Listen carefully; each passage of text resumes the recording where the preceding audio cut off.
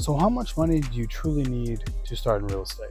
Again, real estate, you're not going to start real estate when you're broke. Unless you already have the skills and knowledge, that's the only way you could probably invest in real estate. I wouldn't say if you don't have money, but without your money, right? I think it's giving people false hope that you can invest in real estate with no money. Who's ever telling you that is lying to you. That's not possible. Real estate takes money.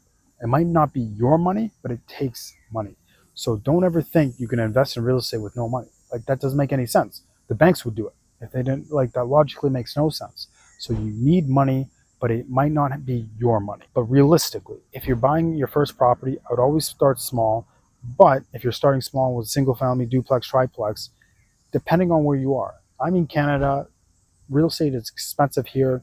I try to do sub-markets, definitely not like big cities. Why I do this is just because the big cities, you're just not going to make as much money unless you get a sweet deal, right? I like the sub-markets or the up-and-coming markets where I can actually get a good deal, renovate the property, and actually then sell or refinance and cash out, right? But realistically, even in the sub-markets, you're still looking, depending, like if we're looking at single family, 300-400 grand, right?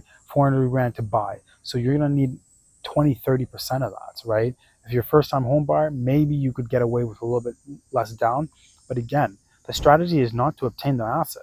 If you obtain the asset and just put a renter in there, you're not going to make that much money.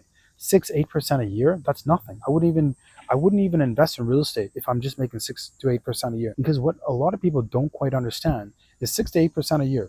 Think about how long it's going to take you to get your money back, right? That's like 15 years or more, right? It doesn't make any sense to me. If I can't get my money back in 18 months, it doesn't make any sense, right? I won't do it because you're going to eventually run out of money, and basically it's just like a forced savings account, right? So that's what a lot of people don't understand, right? You need to buy real estate properly.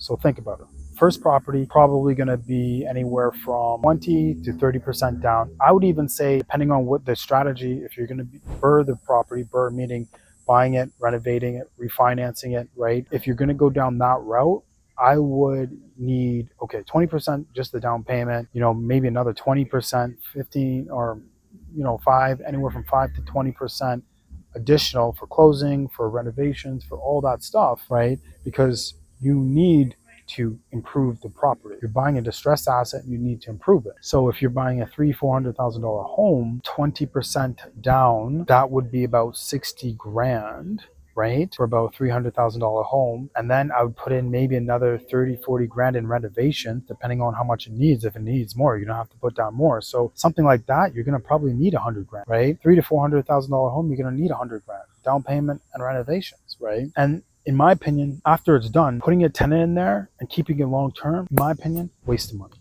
Waste of money.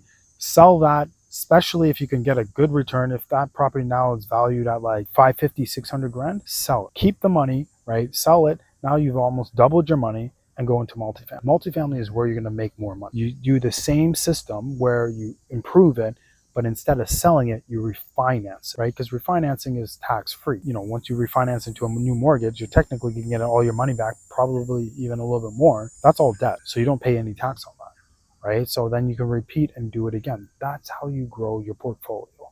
You do not grow your portfolio by buying property, putting tenants in it, and collecting 6 to 8% a year. That's not how you grow your portfolio.